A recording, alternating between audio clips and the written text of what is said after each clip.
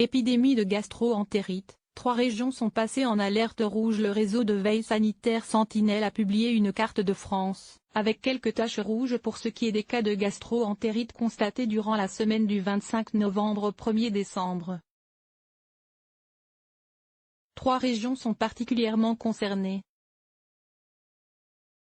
À l'approche de l'hiver, les maladies infectieuses et contagieuses sont progressivement de retour, à commencer par la gastro-entérite. Dans son bulletin national de la semaine 48 courant du 25 novembre au 1er décembre, le réseau de surveillance sanitaire Sentinelle fait état de 151 cas de gastro-entérite pour 1,00000 habitants en moyenne en France métropolitaine, contre 141 cas 100 000 en semaine 47, du 18 au 24 11e.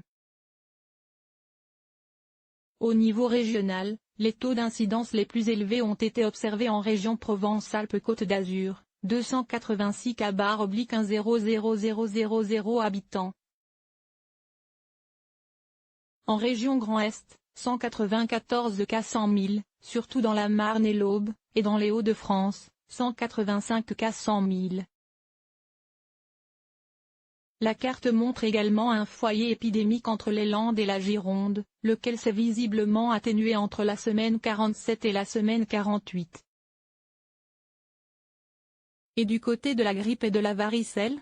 Quant aux autres maladies contagieuses sévissant actuellement dans l'Hexagone, les cartes du réseau Sentinelle font état d'une tendance à la baisse concernant la varicelle, 9 cas 100 000 en semaine 47, contre 12 cas pour 100 000 en semaine 48, et d'une très légère voire insignifiante hausse des cas de grippe saisonnière, 33 cas pour 100 000 en semaine 48, contre 28 en semaine 47.